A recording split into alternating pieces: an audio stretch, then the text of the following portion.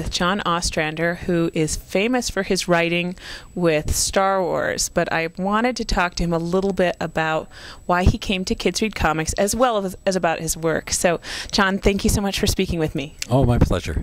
All right, so first and foremost, what brought you to Kids Read Comics? Well, Dan Michigan asked me, which is the main thing. Dan and I go back quite a ways. I've known him for a number of years. And also the fact that it's here in Chelsea. I and my fiancée, Mary Mitchell, just moved to Michigan. She moved back to Michigan just last year. And on one day we were going somewhere, I think to Chicago, and she showed me a shortcut, and we got lost and wound up in Chelsea. And we said, oh, this is a lovely little town. We'll have to come back sometime. So this is a chance to come back. Excellent, excellent. So how long have you been working in the comics industry?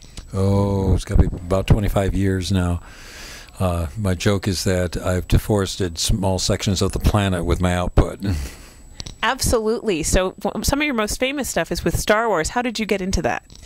My friend Tim Truman was writing Star Wars at one point, and he had to go away to do a special project. So he recommended me to fill in for him. I did, and then Tim decided not to come back, and so they made me the regular Star Wars writer. And then from there, it's hysteria, as we say. I and my artist, Jan Dursema, she's my regular artist. I've worked with a few others, but Jan is my regular one. And we just started coming up with ideas and books and stuff and convinced them to let us do it, which was very nice of Lucasfilm Licensing. Absolutely. So how did you come up with your ideas?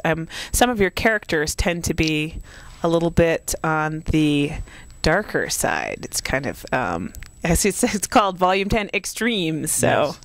Well, particularly for this series, Legacy, which is set about 140 years past the end of Return of the Jedi, we decided that, well, we wanted to see what a descendant of Luke Skywalker was, but we didn't want him, of course, to be Luke.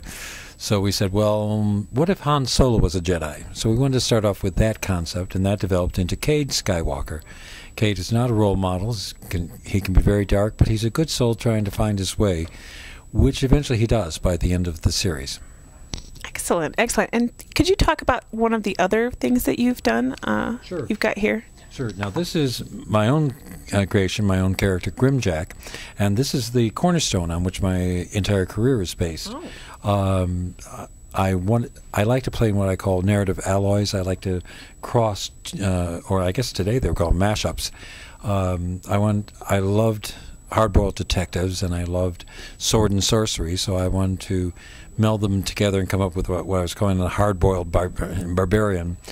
And so we came up with Grimjack, and First Comics at the time was looking for new projects. I was doing work for them, so I decided I would take Grimjack to them.